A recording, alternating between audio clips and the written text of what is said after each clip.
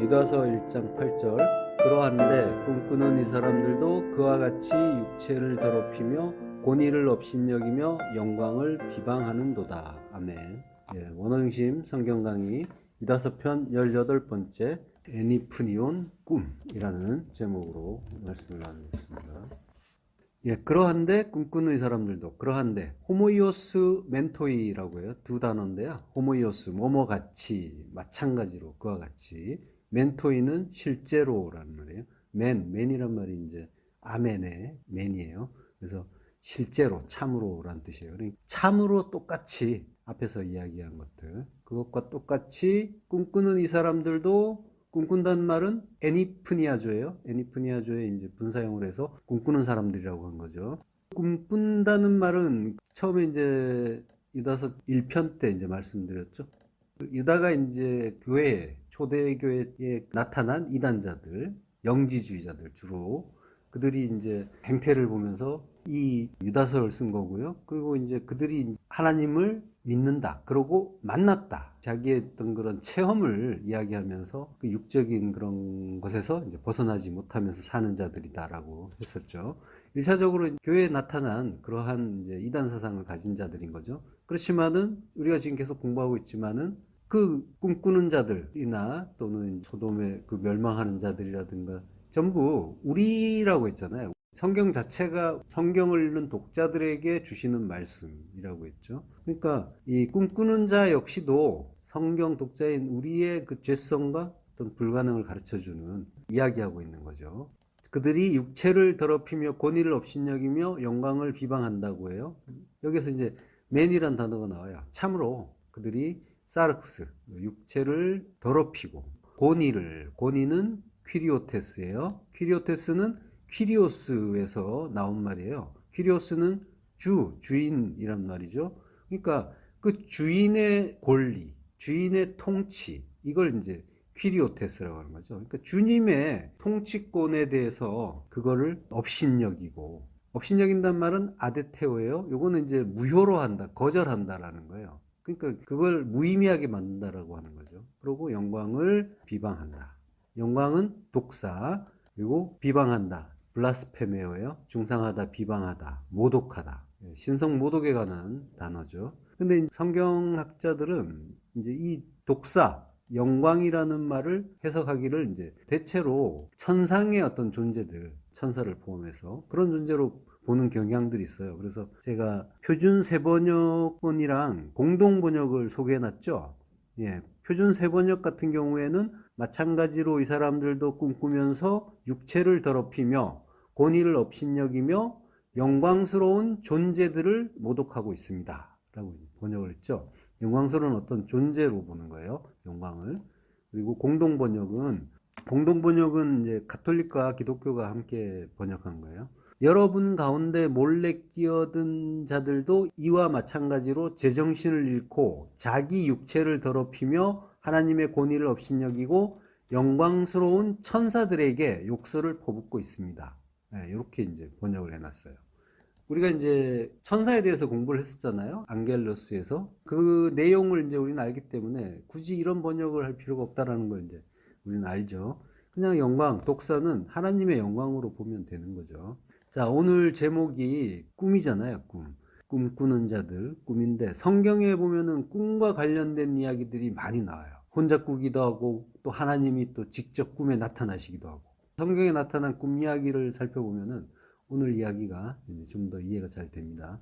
꿈 하면은 요셉의 꿈 이야기가 유명하죠. 요셉이 직접 꾼 꿈도 나오고 그리고 또 관원장들 또 바로가 꾼 꿈을 또 해석해 주기도 하고요.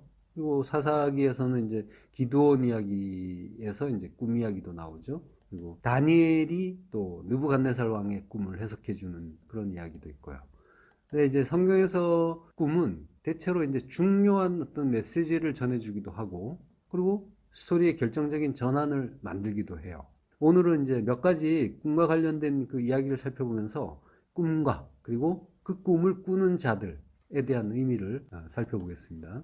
창세기 37장 5절 요셉이 꿈을 꾸고 자기 형들에게 말하며 그들이 그를 더욱 미워하였더라. 요셉이 그들에게 이르되 청하건대 내가 꾼 꿈을 들으시오. 우리가 밭에서 곡식단을 묶더니 내 단은 일어서고 당신들의 단은 내 단을 둘러서서 절하더이다. 예, 우리 잘 아는 이야기죠.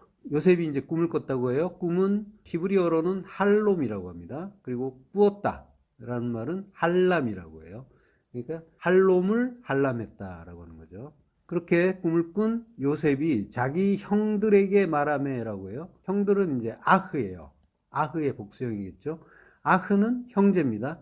형제들에게 말한다. 나가드예요. 나가드는 단순히 이제 말하는 정도가 아니라 선포하다라는 뜻이에요. 폭로하다, 선포하다. 예레미야서 9장 12절 지혜가 있어서 이 일을 깨달을 만한 자가 누구며 여호와의 입의 말씀을 받아서 선포할 자가 누구인고. 예.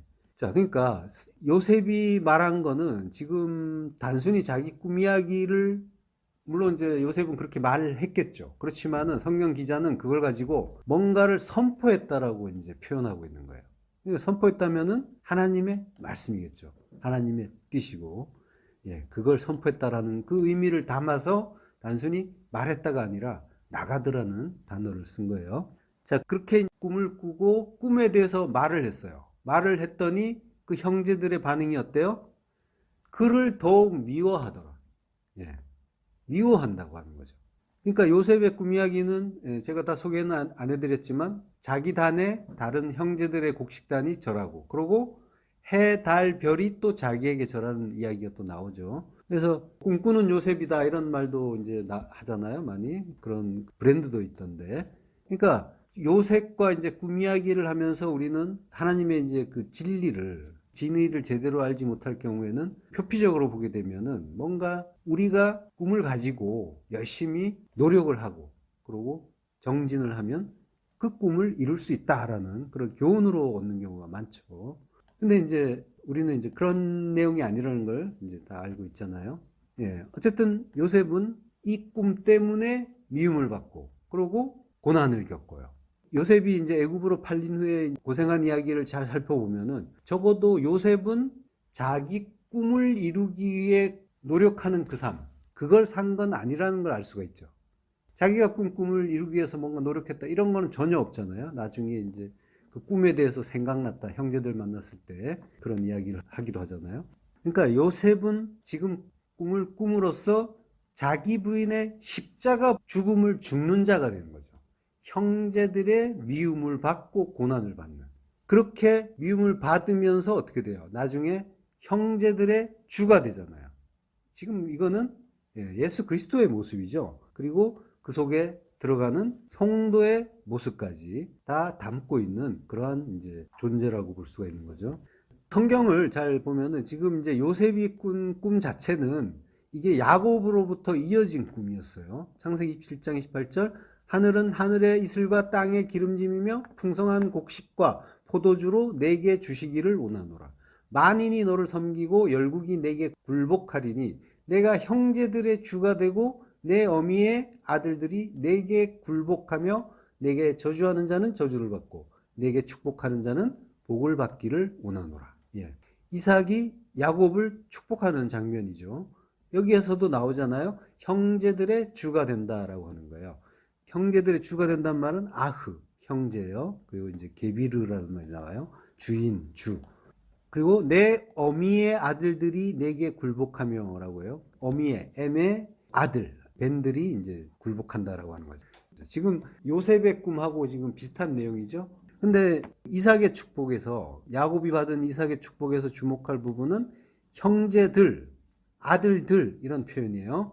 야곱에게 형제는 에서 하나밖에 없잖아요. 그래서 형제들, 아들들이라고 복수형으로 말할 필요가 없단 말이에요. 그러니까 지금 이삭이 야곱을 축복하고 있지만은 이건 단순한 아들에 대한 축복이 아니라 예수 그리스도께서 우리의 주가 되신다는 그 언약을 담은 그런 축복인 거죠.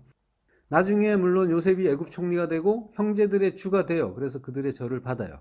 그렇지만 그거는 그리스도의 모형이었단 말이죠.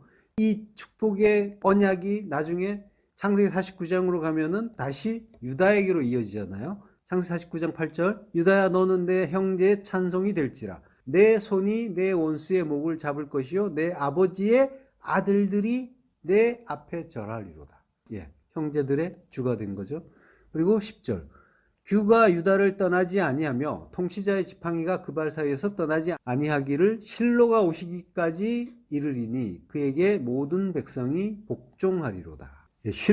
실로가 오시기까지라고 하는 거죠. 실로는 메시아란 말이죠. 예수 그리스도예요. 그러니까 지금 야곱이 유다에게 한 축복은 그 유다 지파로 오시는 예수 그리스도를, 언약을 지금 이야기하고 있는 거죠. 예수 그리스도에 대한 언약. 그러니까 결국 요셉이 꿈을 꾸었지만 그 꿈의 내용은 뭐라는 거예요?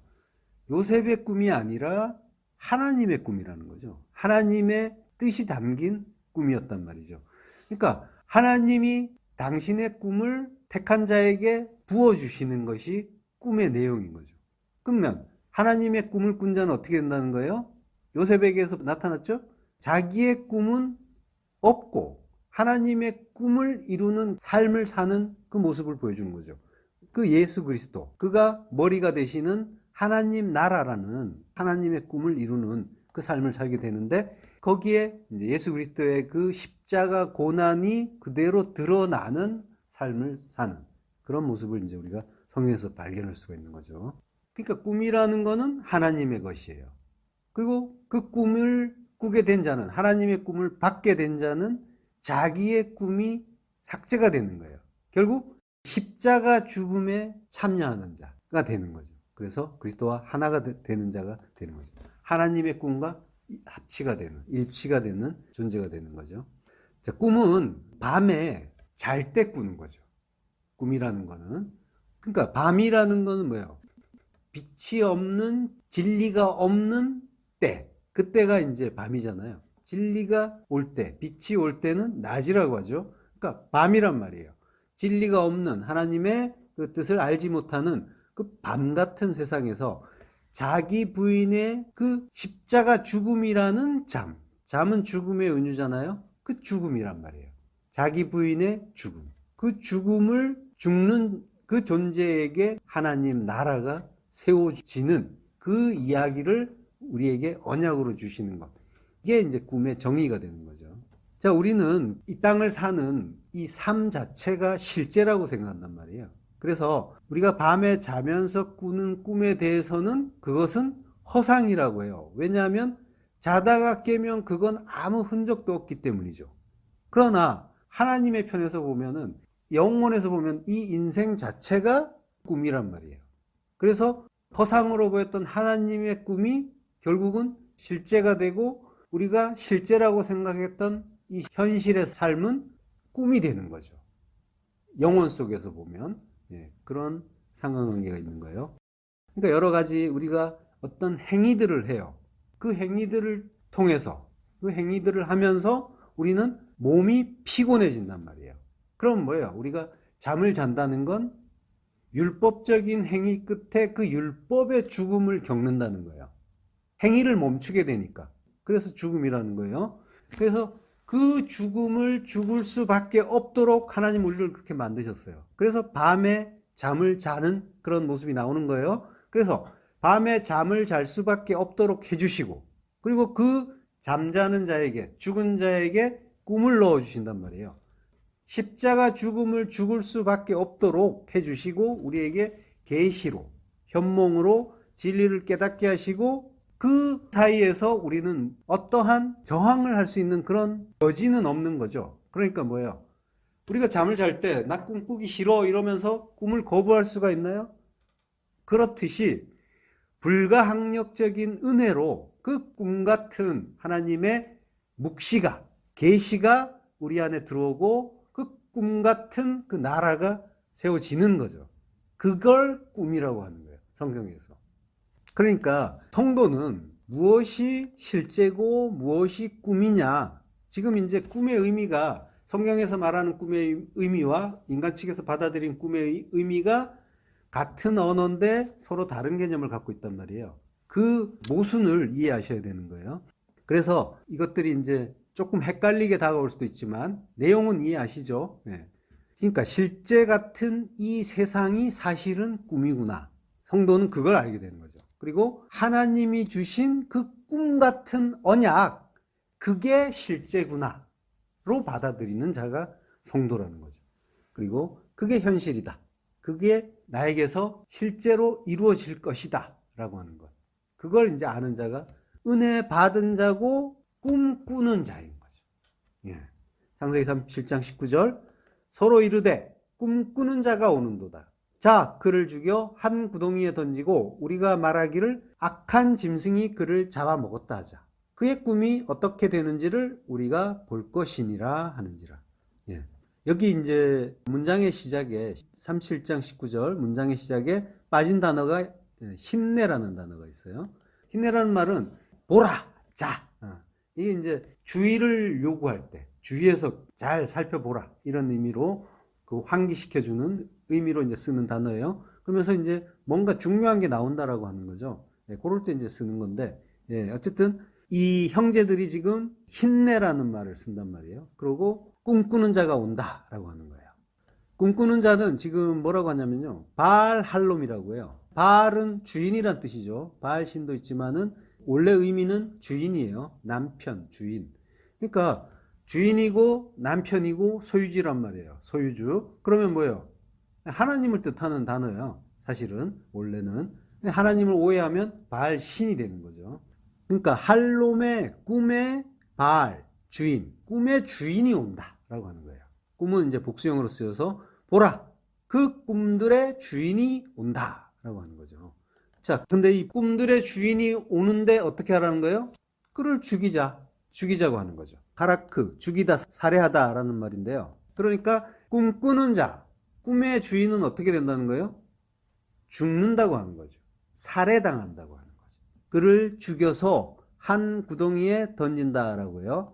한 구덩이는 에하드, 에하드가 하나예요. 그리고 구덩이는 보르, 이게 이제 수조, 물웅덩이를 얘기하는 거죠. 구덩이, 우물 이런 뜻이에요. 자, 근데 이 보르는 무덤의 의미도 있어요. 에스겔서 32장 23절 전반부를 보면요, 그 무덤이 구덩이 깊은 곳에 만들어졌고 그 무리가 그 무덤 사방에 있으며. 예. 자, 그러니까 무덤이 만들어지는 곳이란 말이에요. 그러니까 요셉이 한 구덩이, 에하드 보르예요. 거기에 하나의 무덤에 묻히는 거예요. 거기에 죽는 거죠. 근데 에하드란 말은 하나인데 하나 되게 하는 하나예요. 하나 되는 무덤이란 말이에요. 그러니까 그리스도께서 장사되는 곳에 성도도 함께 들어가는 거죠. 그곳은 십자가죠. 그리스도께서 십자가에서 죽는데, 형제들에 의해서 십자가에서 죽는데 거기에 성도 또한 함께 같이 죽는 거죠. 함께 죽었나니 하는 거죠. 그러니까 십자가 죽음으로 하나 된다라고 하는 그 복음이 한 구덩이라는 말 속에 들어있는 거예요. 그러니까 요셉은 들에서, 광야에서 형제들에게 죽고, 그리고 나중에 부활해서 형제들의 주가 되는 거죠. 그리스도의 모형인 거예요. 그래서 이제 요셉은 지금 형제들에 의해서 죽었단 말이에요. 그리고 구덩이에서 나왔죠. 부활했단 말이에요. 그래서 이제 요셉에게는 하나님이 따로 나타나지 않으세요. 하나님이 요셉과 하나 됐다는 거예요. 하나님이 내주하신다는 거죠. 그래서 창세기에 보면은 네 족장이 나오잖아요. 아브라함, 이삭, 야곱, 요셉이죠. 예. 그러니까 넷의 완성이란 말이에요. 성전이 완성되는 그걸 이제 가르쳐 주는 거예요. 사복음서와 같은 의미인 거죠. 그래서 넷의 그 성전을 완성하는 그런 이제 인물이기도 한 거예요. 창세기 20장 3절. 그 밤에 하나님이 아비멜렉에게 현몽하시고 그에게 이르시되 내가 데려간 이 여인으로 말미암아 내가 죽으리니 그는 남편이 있는 여자이니라. 예. 하나님이 아비멜렉에게 현몽하셨다죠. 꿈에 나타나셨다 이거죠. 꿈에 오셨다라고 해요. 보통 보라는 단어를 쓰는데요. 자, 밤이에요. 역시 밤에 하나님이 오시죠. 빛이 없는 밤. 밤이에요. 뭐가 뭔지 모르는 자에게 오는 하나님의 찾아주심인 거죠. 아비멜렉이에요. 아비멜렉은 아브와 멜레크가 합쳐진 단어에서 유래한 거예요. 근데 아브는 아비라고 돼 있잖아요. 나의 아버지. 내 아버지가 멜렉이란 말은 왕이에요. 내 아버지가 왕이다 라고 하는 거죠. 그러니까 내 아버지가 왕이다 라고 하는 자인데 그가 그랄의 왕이에요. 왕이죠. 왕이면서 내 아버지가 왕이다 하는 자. 그가 누구예요? 예수님이죠. 예. 하나님이면서 아버지가 하나님이에요. 예. 그러니까 아비멜렉은 예수 그리스도의 모형이기도 하고, 또 우리가 예수님의 안에 이제 들어가는 거잖아요. 하나님이 내 아버지다 하면서 세상의 왕노릇하는 자. 나죠, 그게. 나의 모형이기도 한 거예요. 나의 모습이기도 한 거예요.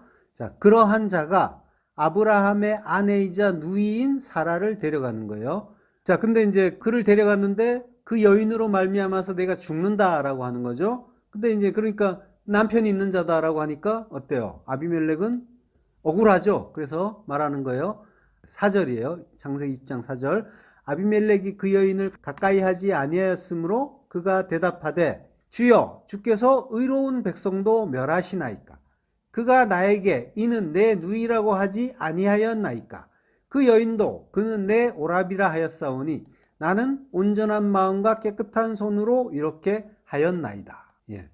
누이라고 했고, 그리고 남편인 아브라함에 대해서는 오라비라고 했다는 거예요. 누이는 아호트예요. 오라비는 아흐, 형제예요. 자, 마태복음 5장 22절을 보면요. 나는 너희에게 이르노니 형제에게 노하는 자마다 심판을 받게 되고 형제를 대하여 라가라 하는 자는 공회에 잡혀가게 되고 미련하는 놈이라 하는 자는 지옥불에 들어가게 되리라 라고 하죠. 자, 이스라엘은 형제로 오신 주님에게 노하는 형제죠. 형제인 그 유대인들이 지금 요셉의 형제들처럼 유대인들이 예수님께 한 일이 똑같은 거란 말이에요. 요셉의 형제들이 요셉에게 한 일과 똑같은 거예요. 그 유대인들이 예수님한테 노하고 그리고 라가라고 하면서 십자가에 못 박으려고 달려들었단 말이죠. 그러니까 유대주의 율법주의가 이런 일을 한다는 거예요. 이 일이 우리 안에서 일어나는 일이라면 그 형제라고 하는 그 유대인은 그럼 뭐라는 거예요? 우리가 우리 안에서 진리가 들어올 때 우리 안에 율법인 거죠. 율법이 형제 역할을 하는 거예요. 율법이 그 진리에 대해서 이같이 대한단 말이에요. 똑같은 거예요. 그 양상이 우리 안에서 성경의 독자인 우리 안에서 일어난 일이라고 말씀하신다면은 예수님이 십자가에 달리시고 그 십자가에 달려고 달려드는 같은 동족, 형제, 그들이 하는 일이랑 그리고 우리 안에 율법이 진리에 대해서 하는 일이랑 똑같은 거란 말이죠. 그러니까 요셉을 죽이는 자들도 형제란 말이에요. 이걸 보여주는 거예요. 요셉의 형제들과 요셉이 있어요. 그러면은 이들이 다 형제인데 11의 형제들이 요셉을 죽이려 들죠. 그러면은 뭐예요? 이들은 12이 못된 거죠. 그러니까 온전한 12이 돼야 아들인데, 그러니까 온전한 아들이 아닌 거란 말이에요. 그러니까 진리가 되지 못한 율법을 이야기하는 거란 말이죠. 요셉과 하나가 돼야 온전한 12이 되는 거죠. 그러고 온전한 아들이 되는 거죠. 그게 진리가 되는 거예요. 그러니까 예수를 진리로 보지 못한 그 형제들은 그러니까 여전히 율법의 상태인 거예요. 그래서 요셉과 하나 돼서 12이 되듯이 그리스도와 합하여 온전한 아들이 되면 그러면은 그가 그리스도의 신부가 되는 거란 말이에요. 아내. 자, 근데 아비멜렉은 아내를 데려간 게 아니라 형제를 데려갔단 말이에요. 형제인 걸로 알고 아호트, 누이로 데려갔단 말이에요. 형제로 데려간 거예요. 그러니까 율법의 상태인 거죠. 데려갔다. 락가우, 취했다예요. 창세기 2장 23절에 보면은 아담이 하와에게 그러죠. 내 뼈 중에 뼈요 살 중에 살이다. 이것을 남자에게서 취하였은즉 여자라 부르리라 라고 했죠. 그러니까 남자에게서 나왔다라고 하는 거예요. 그러면 그거는 내 거라고 하는 거죠. 의미가. 그래서 락가흐라는 말이 남자에게서 나왔는데 그건 내 거다라는 의미로 자기가 가질 때 락가흐라고 한단 말이에요. 자기의 소유를 이야기하는 거란 말이에요. 여자라 부른다. 이샤, 여자, 부인이란 말이에요. 그러니까 아내다라고 하는 거죠. 근데 이제 지금 아비멜렉은 여자로 데려온 게 아니라 형제로 데려왔고 그로 말미암아 내가 죽는다. 무트라고 하는 거죠. 이 여인으로 말미암아 이샤란 말이에요. 자, 이샤로 말미암아 죽는 거예요. 그러면 뭐예요? 아내가 돼야 되는 자가 아내가 되지 못하고 형제인 상태에서 그를 아내로 만들기 위해서 죽어야 하는 신랑이란 말이에요. 예수란 말이에요. 아비멜렉이 사라를 아브라함의 아내로 알지 못하고 누이로, 아호트로 알았다는 거죠. 그게 그 이샤로 말미암아, 아내로 말미암아 그를 참으로 자기의 신부로 만들기 위해서 죽어주는 신랑 예수의 그런 의미가 아비멜렉에 있는 거죠. 나는 온전한 마음과 깨끗한 손으로 이렇게 하였나이다. 온전한 톰이에요. 톰은 이제 탐임이란 말에서 왔어요. 완전한, 흠없는 이런 뜻이에요. 예수님이 그 완전한 제물이시죠. 그 마음, 레바브란 말이에요. 그리고 깨끗한 손, 니카ion이라고 해요. 니카ion이란 건 죄가 없다라는 거예요. 무죄하다. 예수님이 죄가 없다라고 하잖아요. 그는 참으로 죄가 없다. 내가 보기에. 그러면서 계속 이제 무죄라고 빌라도가 말하죠. 예. 죄가 없는 그런 손이다. 카프라고 하는 거죠. 그 무죄한 손에 못이 박히는 거죠. 지금 이제 온전한 마음과 깨끗한 손이다라고 하는 거는 예수님의 내용을 지금 아비멜렉이 말하고 있는 거란 말이에요. 자, 그 무죄한 그 손에 못이 박히는 그 일이 나중에 이제 보여주는 거죠. 전도서 12장 11절 지혜자들의 말씀들은 찌르는 채찍들 같고 회중의 스승들의 말씀들은 잘 박힌 목 같으니 다 한 목자가 주신 바이니라. 자, 그 예수님이 맞는 채찍과 그 못의 내용을 이제 전도서 기자가 설명하고 있는 거예요. 찌르는 채찍이라고 해요. 찌르는 채찍. 요거는 이제 도르본이라고 하는데요. 모리 막대기라고 하는 거예요. 그러니까 막대기를 가지고 양을 몰 때 톡톡 찌르는 거예요. 그래서 양이 방향을 바꾸게 하는 거예요. 근데 막대기예요. 막대기 하면은 생각나는 거는 십자가죠. 십자가를 기둥, 막대기라고 하죠. 자, 고린도서 15장 55절에 보면요. 사망아, 너의 승리가 어디 있느냐? 사망아, 내가 쏘는 것이 어디 있느냐? 쏘는 것, 켄트론이라고 해요. 요게 모리 막대기예요. 자, 그러니까 지금 이 도르본을 이제 신약의 용어로는 켄트론이라고 하는데, 그러니까 모리 막대기는 양들이 엇나갈 때 콕콕 찌르는 거예요. 그래서 양이 목자가 원하는 길, 남한 길이다라고 하는 그 길로 갈 수 있도록 콕콕 찔러주는 거예요. 예, 그게 막대기인데 십자가라는 말이에요. 근데 사망아, 내가 쏘는 것이라고 하는데 이거는 우리가 이제 이 구절을 보면은 사망이 마치 막 뭔가 우리에게 쏘고 막 괴롭히고 이런 걸로 이제 들리잖아요. 여기서 이제 사망은 다나토스예요. 내가 쏘는 것이라고 이제 지금 표현을 했는데 사실 번역 자체도 조금 어색한 부분이 있어요. 여기서 내가 쏘는 것 이러면은 너 2인칭인 너가 주격이 되는 거죠. 근데 여기서는 원문에서는 소유격이란 말이에요. 그러면 어떻게 되냐면 너의 쏘는 것이에요. 사망아 너의 쏘는 것. 사망아 너의 찌르는 막대기 어디 있느냐라고 하는 거죠. 의미가 좀 다르죠. 예. 그리고 너의 승리 니코스라고 해요. 니코스가 어디 있느냐, 푸 어디 있냐라고 하는 거예요. 그러면 너의 찌르는 막대기는 십자가라고 했죠. 그거 어디 있어? 다 예수 그리스도께 있지. 그 얘기하는 거예요. 예. 자, 잘 박힌 못이라고 했죠. 전도서에서 잘 박힌 못은 나타라는 말이에요. 박힌다는 말은. 그리고 못은 마스메라예요. 못이 심겨졌다라고 하는 거죠. 그러니까 막대기와 못, 십자가와 못이란 말이에요. 이게 전부 뭐예요? 그러니까 이것들은 다 막대기와 못은 모두 십자가 진리란 말이에요. 진리의 말씀을 이야기하는 거죠. 진리로 성도들을 가르치고 그리고 그 길에서 어긋나지 않도록 지켜주는 그 진리의 말씀이란 말이죠. 십자가 복음의 진리의 말씀. 그래서 그건 다 한 목자가 주신 바다라고 하는 거죠. 한 목자는 라 에하드예요. 라가 이제 친구, 목자 이렇게 되는 거죠. 풀을 뜯기는 자니까 풀을 뜯기고 먹이고 사귀고 친구가 되는 자가 이제 라하잖아요.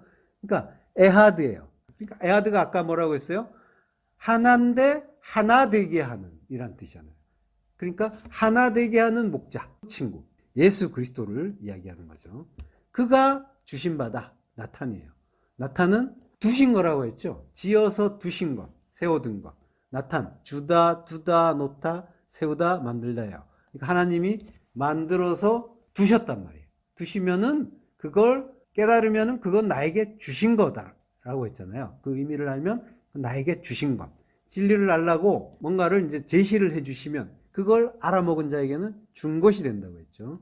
그러니까 그 십자가 그리고 못 그게 다 진리인데 그게 뭔지 알면 그러면 하나 되게 하는 목자 예수 그리스도께서 그거 주신 거고 그러면 그 의미가 내 안에 들어온 거니까 내가 그분과 하나 되는 거다라고 하는 거죠.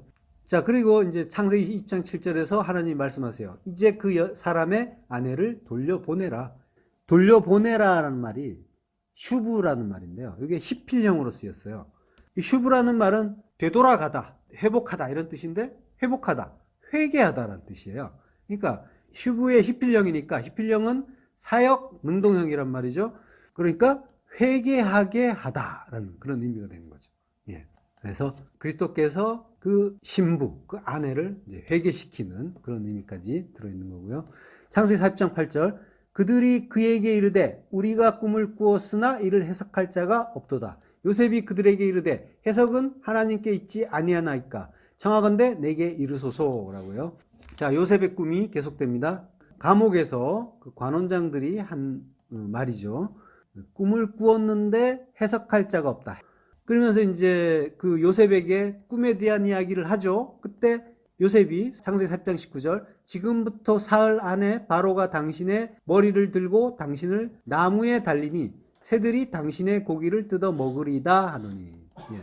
자, 요게 떡 굽는 관원장에게 한 말이죠. 지금부터 사흘 안에라고 해요. 사흘은 샬롯욤, 삶을 이루는 하나님의 완성을 이루는 욤인 거죠. 빛을 주시는 진리의 날.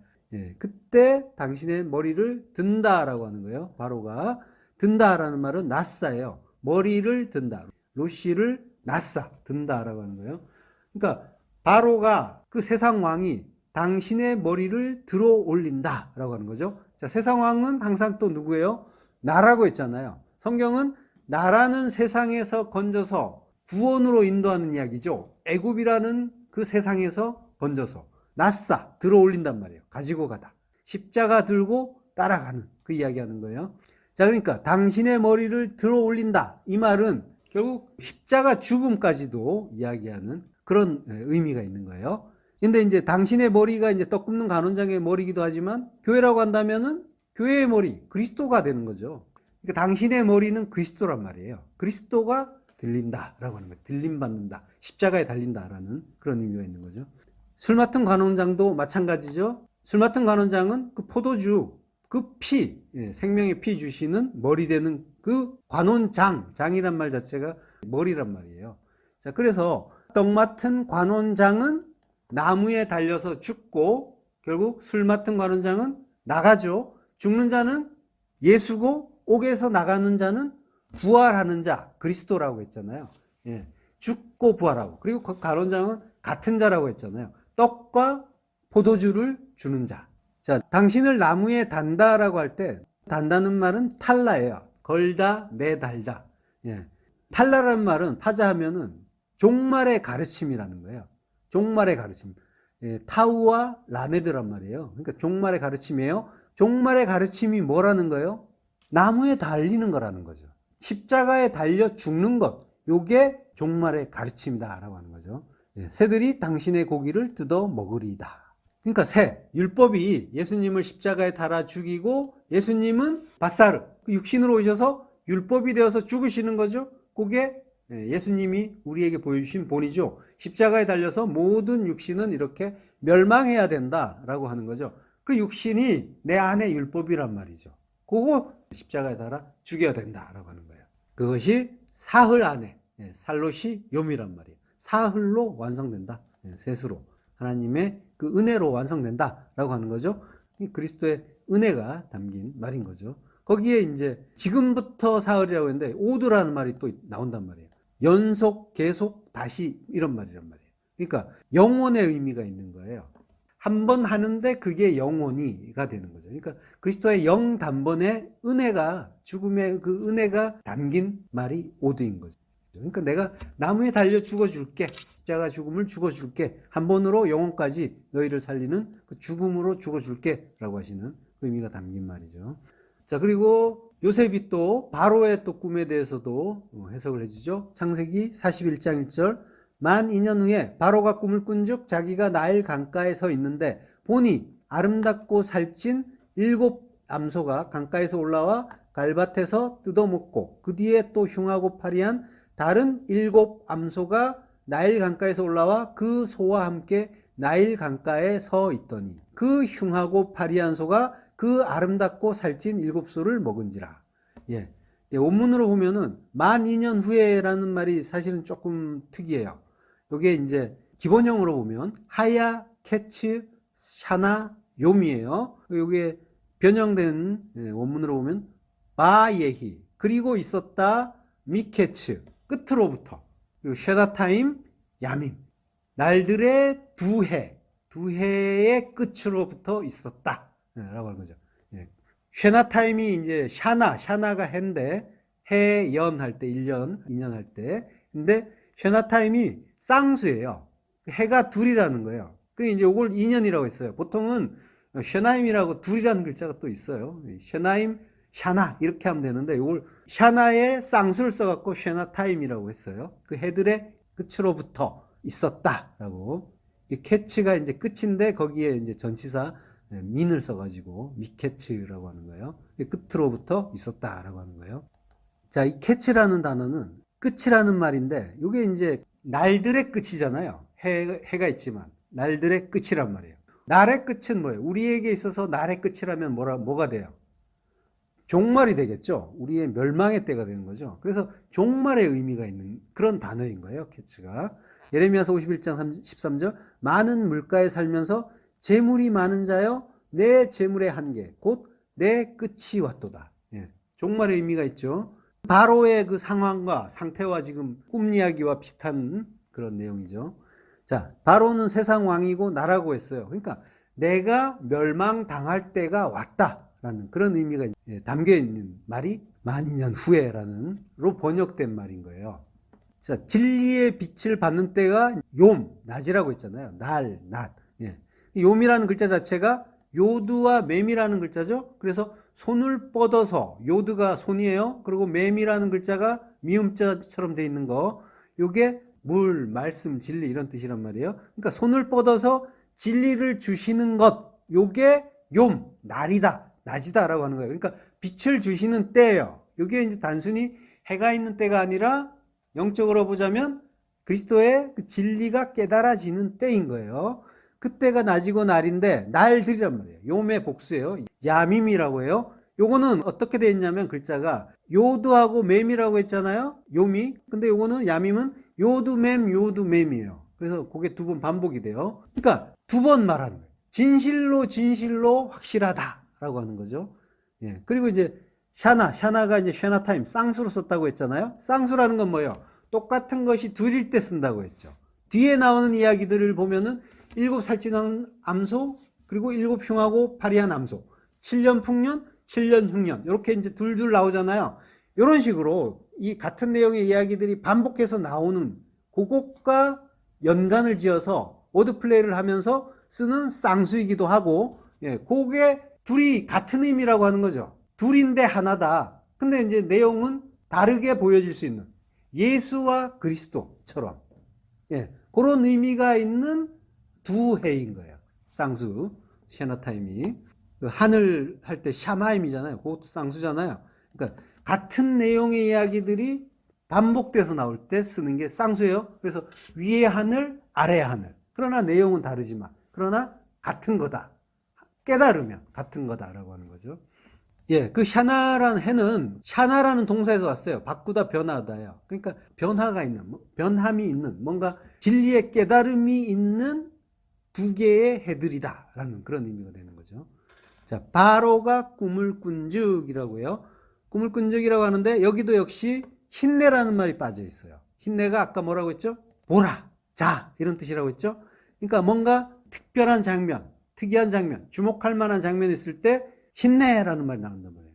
자, 그러니까 힘내, 보라, 그가 나일 강가에 서 있다. 이렇게 되는 거예요. 꿈을 꾼 즉, 그가 보라, 그가 나일 강가에 서 있다. 근데 2절에 보니라는 말이 나오죠. 이게 또 힘내예요. 지금 이 41장이 재밌는 게 힘내라는 말이 6번이 나와요. 41장에만. 근데 번역은 제대로 안 돼 있어요. 보니 이런 식으로 돼 있는데 보라라고 이제 봐야지 그 실감이 나는 거예요. 감탄사로. 참고로 한번 보시라고 이제 교재 지금 올려놨어요. 전부 이제 보라로 바꿔서 한번 읽어보시면 훨씬 더 생생하고 느낌이 살 거예요. 네. 자, 한번 읽어볼까요? 바꿔서. 본이 본이 또 이렇게 이제 돼 있잖아요.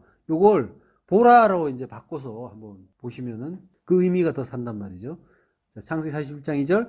보라, 아름답고 살찐 일곱 암소가 강가에서 올라와 갈밭에서 뜯어먹고. 같이 읽으세요. 41장 3절. 그 뒤에 보라, 흉하고 파리한 다른 일곱 암소가 나일 강가에서 올라와 그 소와 함께 나일 강가에 서 있더니, 그 후에 보라, 가늘고 동풍에 마른 일곱 이삭이 나오더니. 18절. 보라, 살찌고 아름다운 일곱 암소가 나일 강가에서 올라와 갈밭에서 뜯어먹고. 그 뒤에 보라. 또 23절에도 그 후에 보라, 이렇게 반복이 되고 있죠. 그러니까 이제 밋밋한 구절이 아니에요. 이게 이제 굉장히 이제 생동감이 있는, 감탄사가 팍 들어있는, 느낌표가 들어있는 그런 이제 구절이란 거죠. 자, 이야기는 이제 잘 알죠. 처음에는 살찌고 아름다운 일곱 암소가 나오고, 나중에는 흉하고 파리한 다른 일곱 암소가 올라오고. 같은데 다른 거예요. 다른이라는 말이 있죠. 같은데 다른, 이런 의미예요. 그 올라오는데 흉하고 파리한 암소가 먼저 나온 아름다운 암소를 잡아먹죠. 그리고 바로가 깼다가 다시 잠들어요. 잠이 들어요. 그리고 또 꿈을 꿔요. 꿈도 둘이에요.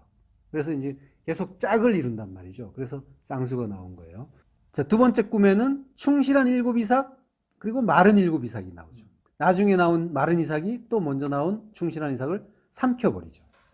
발라라고 해요. 삼킨다. 삼킨다 역시 멸망시킨다라는 그런 의미가 있어요. 출애굽기 7장 12절에 보면은 아론의 지팡이가 애굽술사들의 그 지팡이를 삼킨다고 하죠. 삼켜버리는 거예요. 그러니까 이제 멸망을 시키는 거죠. 진리가 율법을 먹어버리는 그런 형국인 거예요. 자, 그러면 바로가 꾼 꿈은 무슨 뜻을 담고 있겠어요? 비슷하죠? 지금 아론의 지팡이가 그들의 지팡이를 삼킨 것처럼 진리가 율법을 삼키는 거예요. 먼저 나온 것이, 우리에게 먼저 온 것이 율법이죠. 율법을 진리가 삼키는 거예요. 일곱이라는 말이 이제 공통적으로 나온단 말이에요. 일곱은 셰바는 언약이란 말이죠. 그러니까 각각의 꿈은 일곱이 나오는 그 꿈은 언약을 이야기하는데, 먼저 나온 일곱이 있고 나중에 나온 일곱이 있어요. 그러면 먼저 나온 건 뭐예요? 옛 언약이 되는 거죠. 그리고 나중에 나온 건 새 언약이 되는 거죠. 바로가 꾼 두 개의 꿈에서 먼저 나오는 거는 살찌고 아름다운 일곱 암소, 충실한 일곱 이삭이에요. 이게 이제 먼저 나온 거니까 옛 언약이 되는 거죠. 그러면 흉하고 파리한 암소, 그리고 가늘고 마른 이삭은 새 언약이 되는 거죠. 우리가 알던 내용하고 좀 다르죠. 뭔가 아름다운 게 좀 더 좋은 거 아닌가 이제 싶었던. 근데 새 언약이 근데 영 흉하잖아요. 그러니까 더구나 이제 이렇게 보이는 거죠. 뭔가 뒤바뀐 게 아닌가 이런 오해를 살 수도 있고요. 자, 근데 보세요. 먼저 세워진 것, 율법이란 말이에요. 예루살렘 성전을 예로 들게요. 성전이 멋있었죠. 아름다웠죠. 금으로 칠해졌었어요. 아름답고 화려했단 말이에요. 근데 나중 성전은 어때요? 보여요? 없어요? 나중 성전 안 보이십니까? 안에 다 계시죠?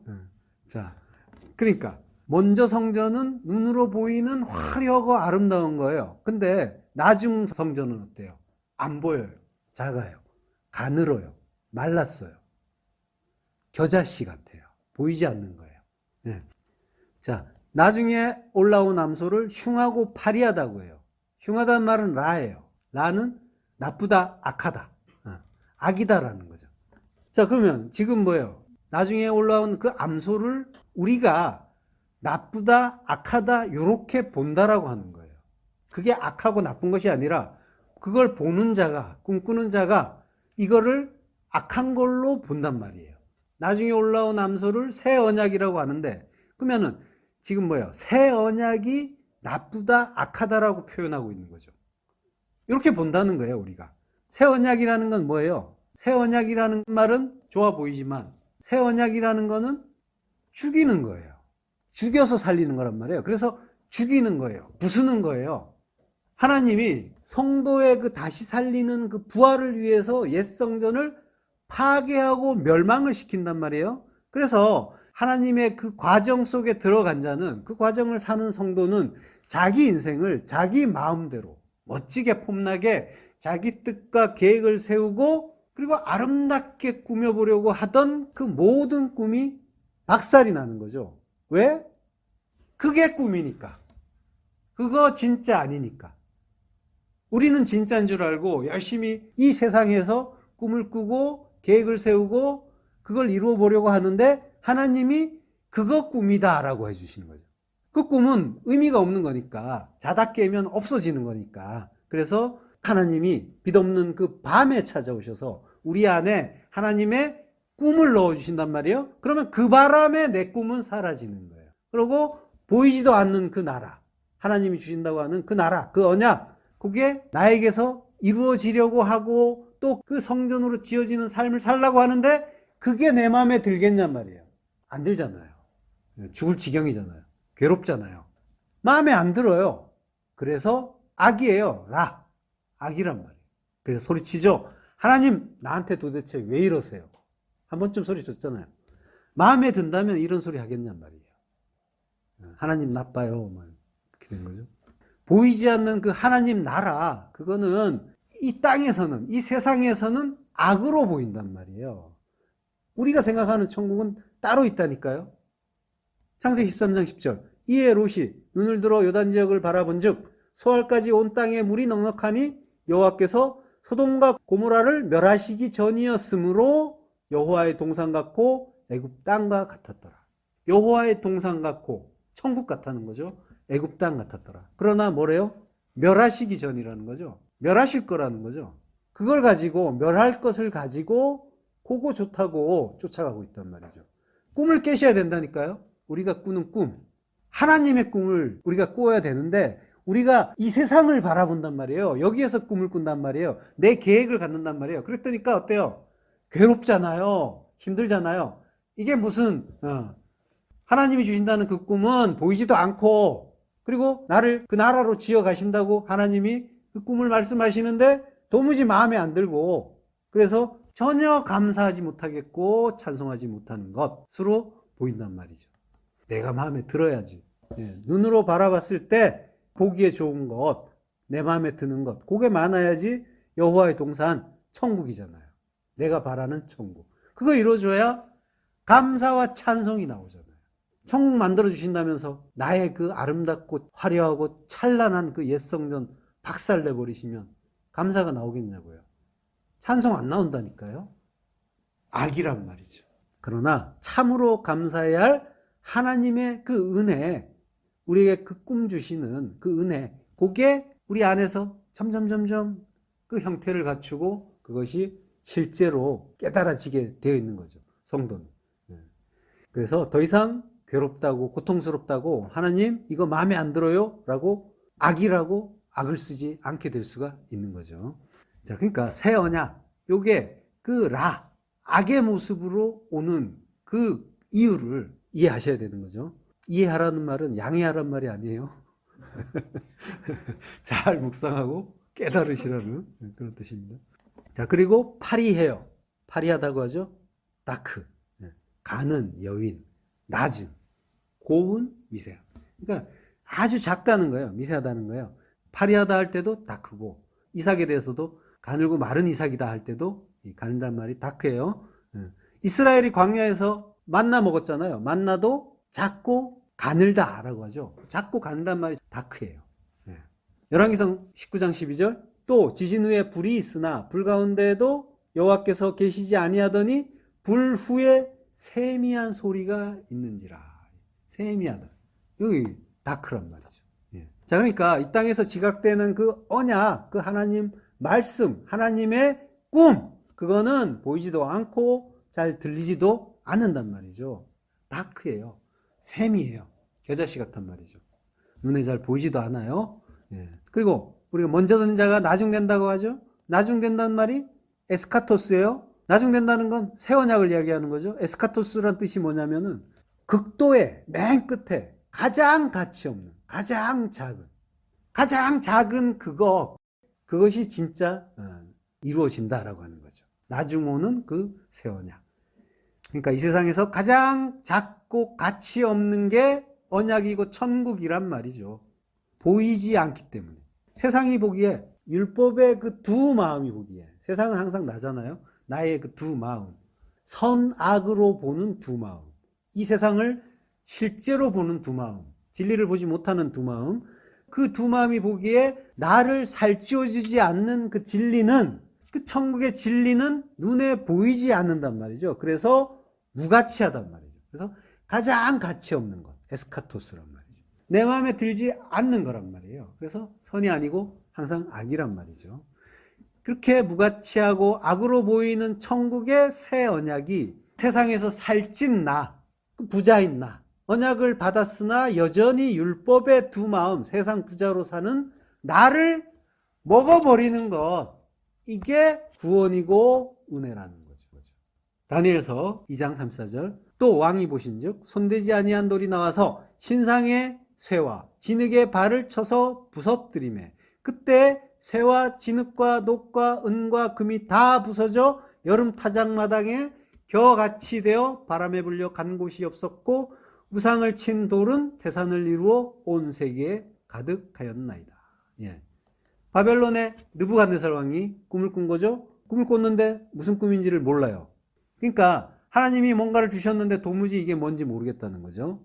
그래서 이제 자기 꿈을 해석해달라라고 하는 거예요. 근데 해석하지 못하면 지혜자들 다 죽여라라고 해요. 하나님이 주신 그 묵시, 그걸 모르는 세상 지혜자들 다 죽어야 된다는 얘기죠.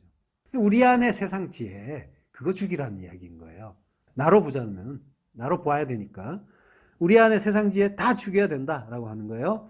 그 느부갓네살 왕이 꾼 꿈은 쇠와 진흙과 녹과 은과 금으로 지어진 우상이었죠. 자, 바벨론 왕이란 말이에요. 바벨론 왕, 느부갓네살 왕 전부 나예요. 그리고 우상도 나란 말이죠. 그 우상이, 그렇게 지어진 우상이 어떻게 돼요?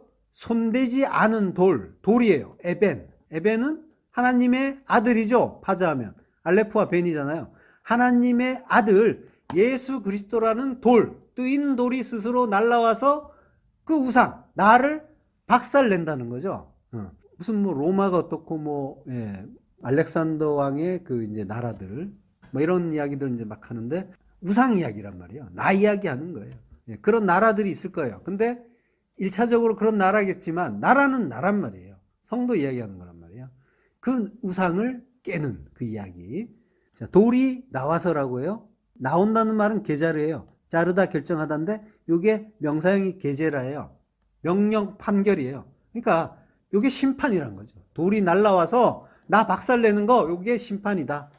심판을 받았다니까 어떻게 돼요? 느부갓네살이 들판에서 짐승처럼 7년을 살게 되는 거죠. 다니엘서 4장 34절, 그 기한이 참에 나 느부갓네살이 하늘을 우러러 보았더니 내 총명이 다시 내게로 돌아온지라. 이에 내가 지극히 높으신 이에게 감사하며 영생하시는 이를 찬양하고 경배하였나니 그 권세는 영원한 권세요 그 나라는 대대에 이르리로다.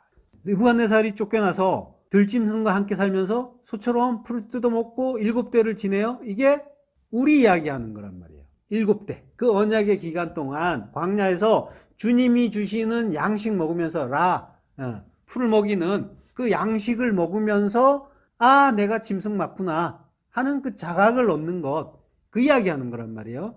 기한이 참회라고 해요. 이게 이제 케차트 욤이에요. 욤은 날이죠. 그리고 케차트는 카체라는 히브리어의 바벨론 언어예요. 카체는 끝이에요. 경계, 종말이란 말이에요. 그러니까 욤, 날. 그러니까 40년 광야의 날, 그 날의 카체, 종말이란 말이에요. 성도의 십자가 죽음을 죽는 그 이야기하는 거죠. 하나님 대신 왕 노릇하던 나, 알고 보니 짐승이었다. 그걸 아는 거예요. 그걸 아는 걸 죽는다고 하는 거예요. 그걸 종말이라고 하는 거예요. 그렇게 죽으면 총명이 돌아오는 거예요. 슈브. 그걸 또 회개라고 하는 거란 말이에요. 예. 하나님 은혜로 왕노릇 멈추고 내가 짐승이라는 걸 알고 그게 죄라는 걸 알고 회개했다라고 하는 거예요. 내가 내 마음에 드는 내 천국 만들어 보겠다라는 꿈과 시도가 바벨 탑을 쌓는 일이었잖아요. 여기가 바벨론이란 말이에요. 같은 이야기예요.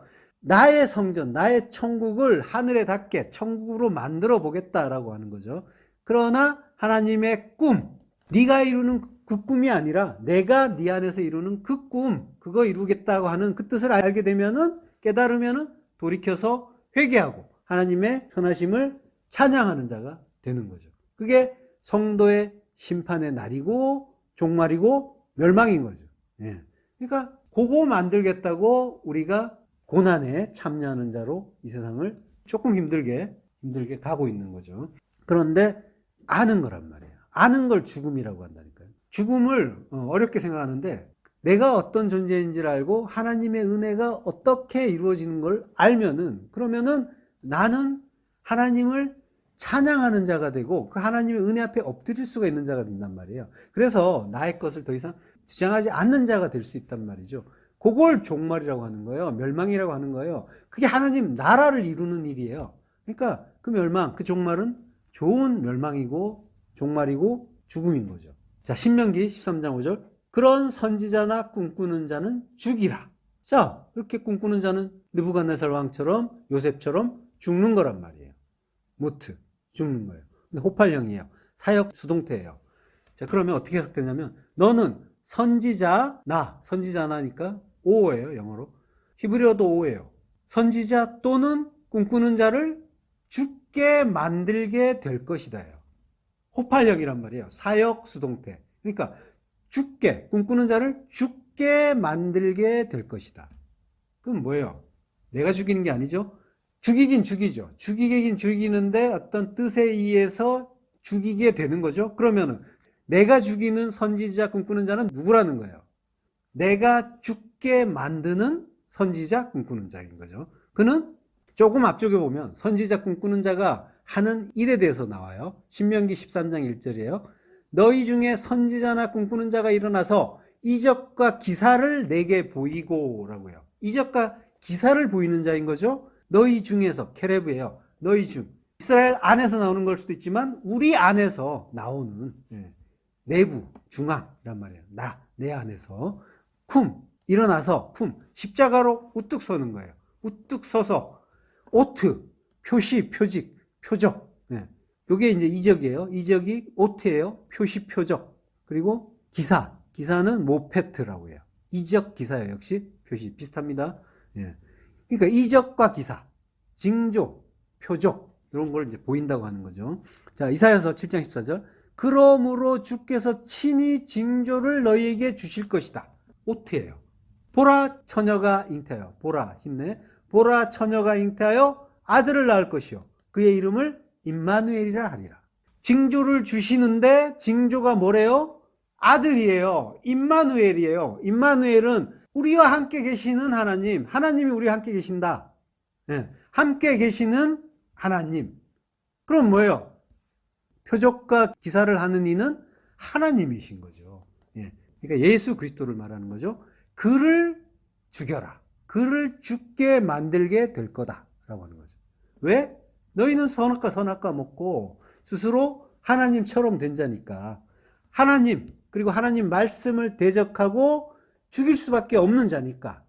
사탄이잖아요. 대적자.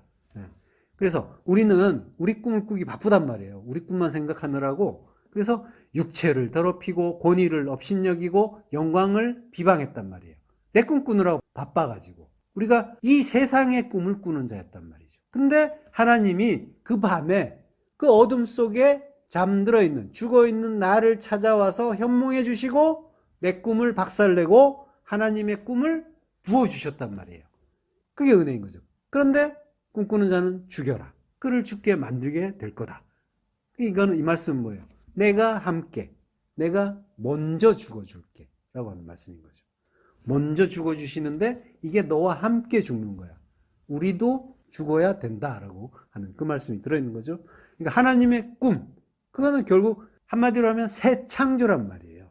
그러니까 하나님은 그걸 위해서 창조를 하시고 모든 것들을 운행하고 계시고 그리고 모든 그 십자가의 사역을 수행하고 계시단 말이에요. 하나님의 꿈, 그 꿈은 사실 우리에게는 전적으로 이익이란 말이에요. 그리고 하나님은 전적으로 손해예요. 근데 하나님께 손해인 그 새 창조를 위해서 하나님이 우리에게 꿈을 주신 거고 그 꿈 때문에 손해보고 대신 그리고 먼저 고난을 받고 감수하고 계신 거란 말이에요. 꿈꾸는 자는 죽여라. 우리가 그를 죽게 만들게 될 거다라는 거예요. 하나님이 우리를 찾아주시고 진리를 모르는 그 어둠 속에 헤매이던 우리를 빛으로 찾아와 주시고 그리고 날을 주시고 그 날의 끝을 주시고 종말을 주시고 그 언약을 주시고 그리고 완성을 주시는 그 새 창조를 이루기 위해서 모든 것들을 이루어 가시는 그 일을 우리가 알고 그리고 우리가 꾸는 꿈이 하나님의 그 꿈임을 알고 기뻐하고 감사하는 그래서 이제 더 이상 괴로워하지 않는 그 아들들 되시기를 축원합니다. 기도하겠습니다. 하나님을 감사합니다. 우리는 무엇이 꿈인지 실제인지 몰라서 천지를 분간하지 못하고 천지를 헤매었어. 그러나 이 전적인 하나님의 은혜로 우리를 그 먼저 죽어주신 그 아들과 함께 하나의 무덤 속에 넣어주시고 그리고 함께 부활시켜 주신다고 하시니 감사합니다. 우리가 그 날들의 끝을 바르게 깨달아 그 날이 바로 오늘이 될 수 있도록 그리하여 우리의 오늘이 은혜 받을 만한 날, 구원 받을 만한 날 되고 그리고 더 이상 헛꿈 속에서 헤매고 괴로워하고 슬퍼하지 않고 하나님의 보이지 않는 그 악한 꿈이 이제는 선명해지고 감사와 찬양과 축복으로 깨달아질 수 있도록 하나님 은혜를 내려 주옵소서. 예수 그리스도의